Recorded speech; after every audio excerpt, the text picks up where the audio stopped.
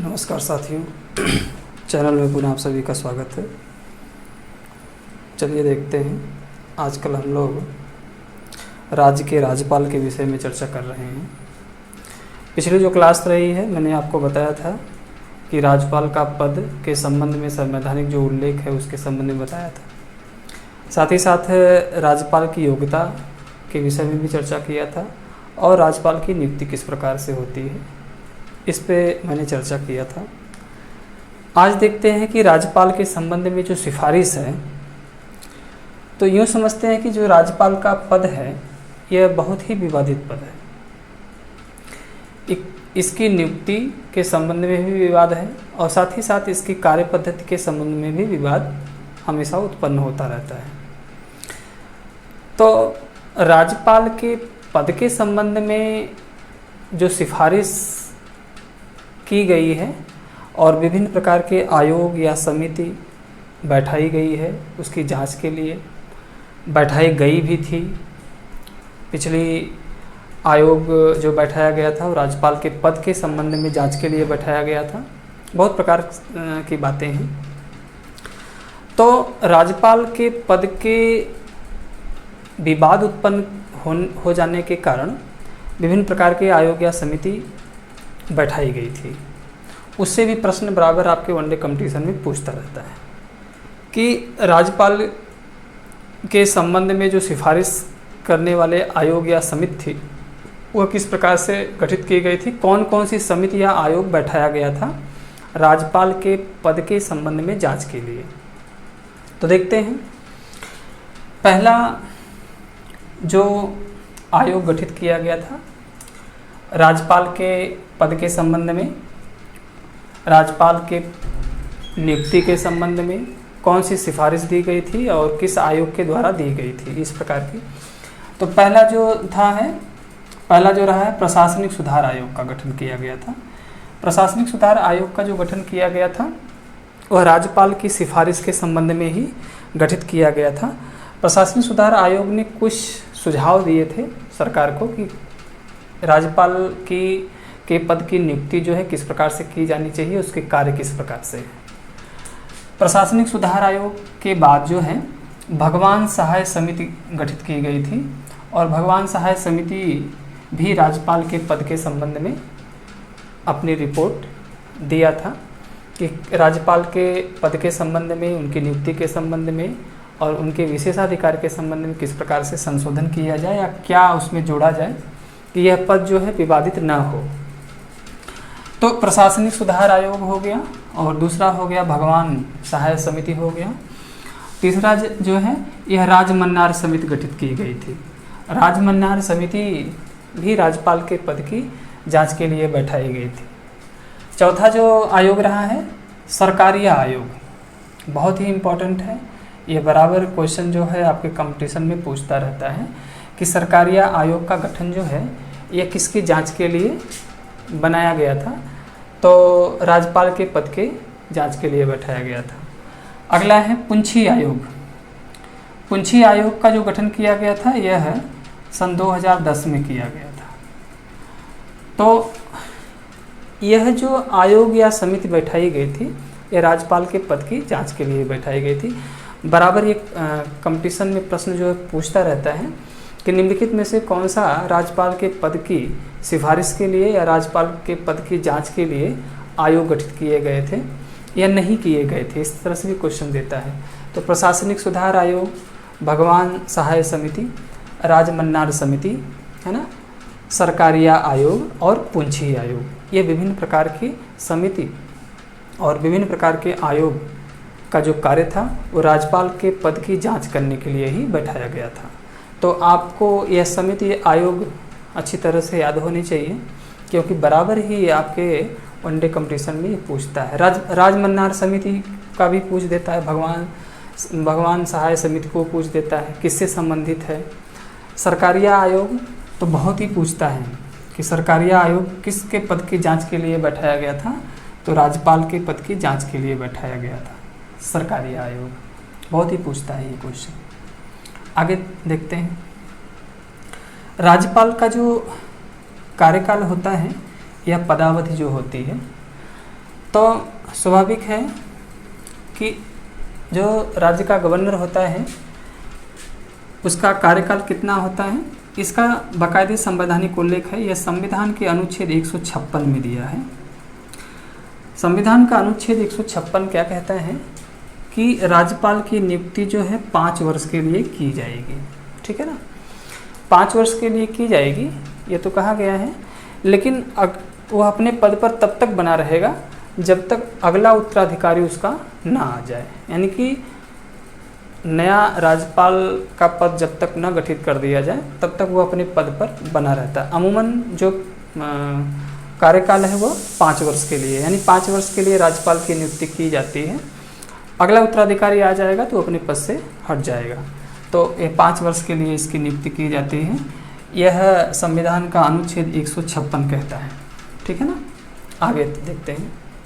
यदि यह अपना कार्यकाल पूरा करने के पहले हटना चाहता है तो इसके लिए बाकायदे एक सिस्टम बनाया गया है कि वह राष्ट्रपति को अपना त्यागपत्र देकर पदमुक्त हो सकता है। यानी कि राज्यपाल जो है किसे अपना त्यागपत्र देगा, भारत के राष्ट्रपति को अपना त्यागपत्र दे करके वह पदमुक्त हो सकता है। ये भी क्वेश्चन जो है बराबर पूछता है कि संविधान के किस अनुच्छेद में राज्यपाल के कार्यकाल के संबंध में व्यवस्था की गई है, तो अनुच्छेद 156 में की गई है। एक और छोटा सा क्वेश्चन पूछता है कि राज्यपाल जो है अपना त्यागपत्र किसे देता है, तो किसे देता है, भारत के राष्ट्रपति को अपना त्यागपत्र देता है। तो आप समझ गए होंगे कि भारत के राष्ट्रपति को अपना त्यागपत्र दे करके पदमुक्त हो सकता है।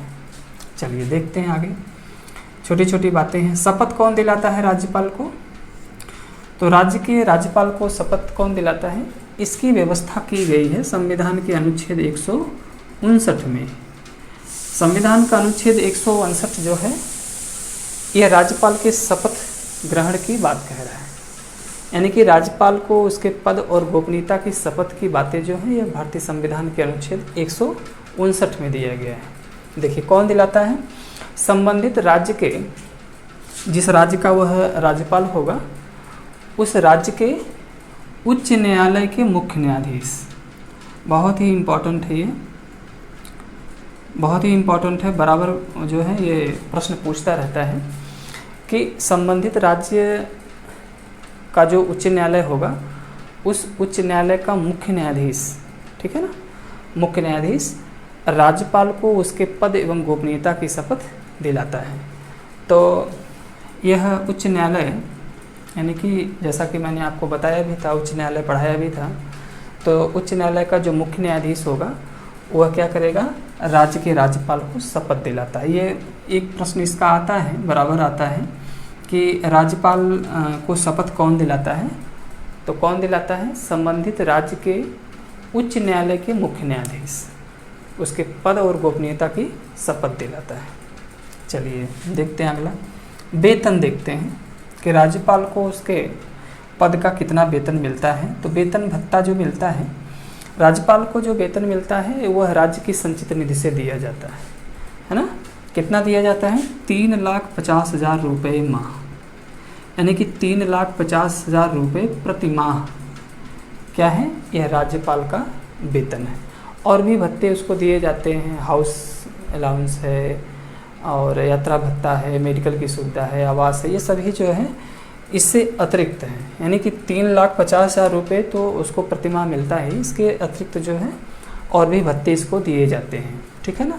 तो यह वेतन हो गया, कितना हो गया, 3,50,000 रुपये प्रतिमाह वेतन दिया जाता है।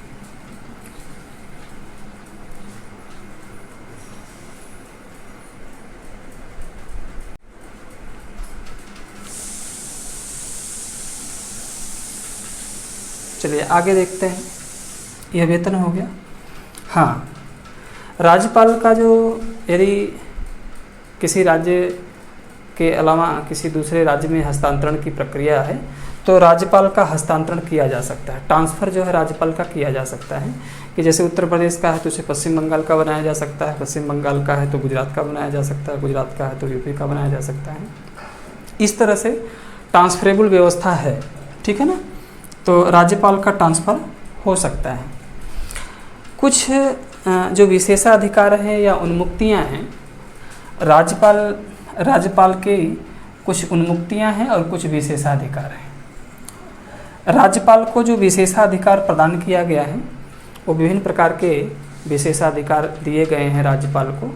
कौन कौन से विशेषाधिकार दिए गए हैं कि जब वह अपने पद पर रहे, ठीक है ना, जब तक वो अपने पद पर है तो अपने पद एवं शक्ति के लिए किसी न्यायालय के प्रति वो उत्तरदायी नहीं होगा।